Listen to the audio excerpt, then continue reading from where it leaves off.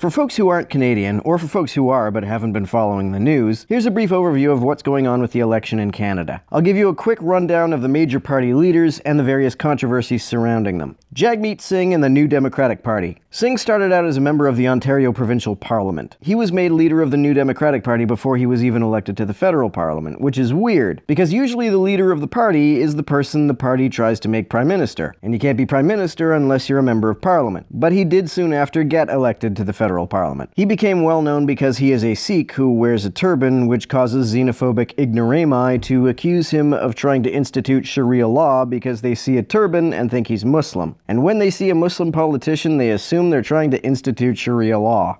Do we believe in celebrating diversity? Give it a round of applause for side diversity. A round of applause for diversity. All right. It's okay. Yeah. So, it's we know you're both so we can tell by your votes. We all know. That's it. It's okay. So what this is, we don't want to be intimidated by hate. We don't want hatred to ruin a positive event, right? We don't want hatred to ruin a positive event. So let's show people how we would treat someone with love. We welcome you. We welcome you. She might follow you out. My friends, we'll just sort this situation out. We'll be right back. I love you all. These are things that happen. It's okay. It's no big deal. We're not going to be intimidated. It's all good. You should cut your turban off and you look like a Canadian. Oh, I think Canadians look like all sorts of people. That's the beauty of Canada. Yeah, but, that's okay. I don't agree, sir. In Rome, you do as a Roman. Hey, but this is Canada. You can do like whatever you like. The NDP hasn't been doing well for a few years. They used to have a very popular leader, Jack Layton, who died years ago. He was replaced by Tom Mulcair, who, on some issues in the 2015 election, was to the right of Trudeau, specifically on legalizing pot. Mulcair only wanted to decriminalize it. The NDP used to be very popular in Quebec, but Quebec has a bit of a xenophobia problem. And Tom Mulcair said he was opposed to laws banning people from wearing face coverings when receiving public services, a law clearly intended to target some Muslim women. This opposition seems to have cost the party support there. Also, for whatever reason, they were very late in fielding candidates. Only a month prior to the election, there were still districts where nobody from that party was running. At the provincial level, in a few provinces, a lot of former NDP candidates have become Green Party candidates instead. It's a pretty exciting time for the Green Party here right now because they're growing, but the downside is that they're growing at the NDP's expense. Maxime Bernier and the People's Party of Canada. Bernier left the Conservative Party and started his own because he is a libertarian and he believed that the Tories were in the pocket of agricultural lobbyists. This party is too intellectually and morally corrupt to be reformed. He's also very anti-immigrant. The fact that Dave Rubin had Bernier on his show and nodded along to everything he was saying tells you pretty much everything you need to know about the guy. I'm doing politics differently.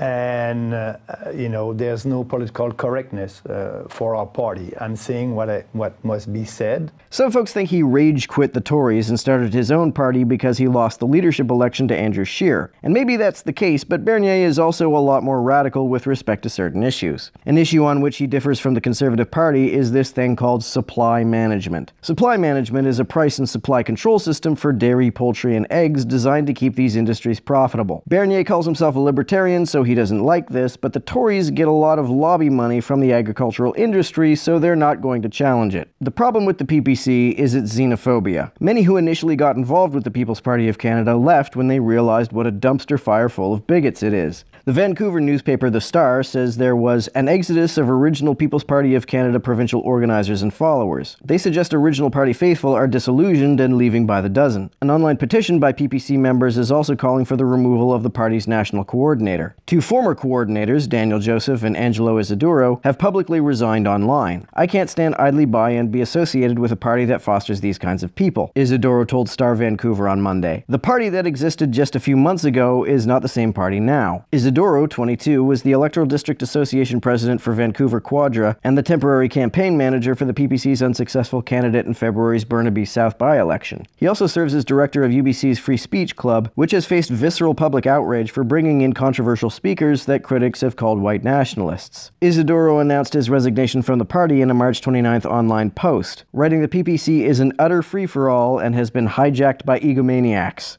Andrew Scheer and the Conservative Party. The biggest issue the Tories seem to be running on is opposition to the carbon tax, which was implemented as a way to comply with the Paris Agreement. While Scheer says that he won't try to recriminalize pot or gay marriage, he has made several homophobic statements in the past for which he refuses to apologize. There's nothing more important to society than the raising of children, for its very survival requires it. Homosexual unions are by nature contradictory to this. Andrew Scheer was a 25-year-old first-term opposition MP in 2005, explaining why he opposed the bill to legalize same-sex unions. As they cannot commit to the natural procreation of children, they cannot therefore be married.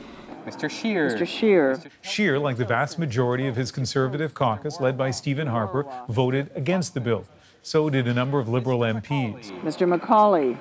Today, 14 years after that vote, Liberals decided to post Scheer's comments online and highlight how the Conservative leader refuses to take part in pride parades across the country. Scheer also refuses to commit to keeping pot legal. Yes or no then, is legalization here to stay as far as you're concerned, or could it be hauled back into decriminalization or recriminalization? So the Conservative Party will do our due diligence, examine the consequences of this decision, and we'll examine the reality on the ground. We have to be realistic about what a change like this means to society and all the ramifications. But I can tell you that we are watching this very closely. We'll do what the Liberals didn't do and take an evidence-based approach to what we propose in the next election. Okay. The toothpaste can be put back in the tube. I don't know if it could be, but I'll leave it at there. Justin Trudeau and the Liberal Party.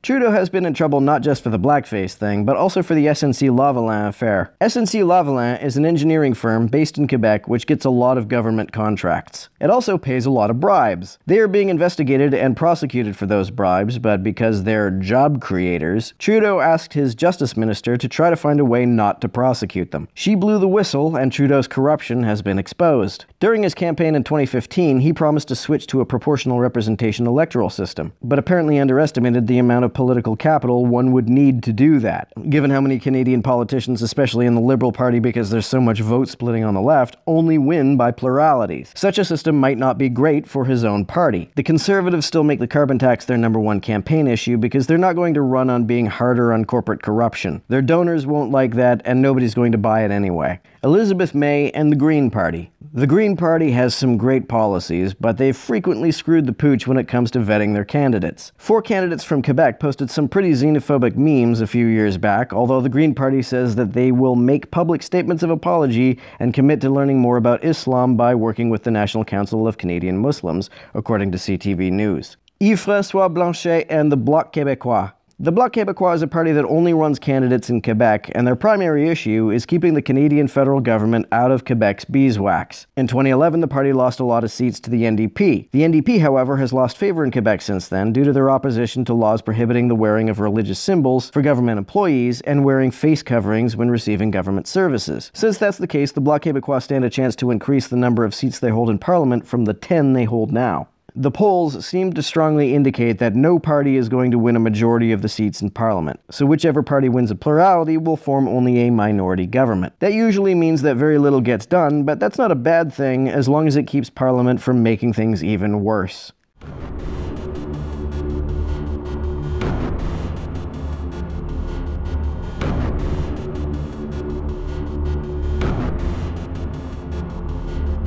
To everyone who helps me out on Patreon, you're a big help. Thanks so much.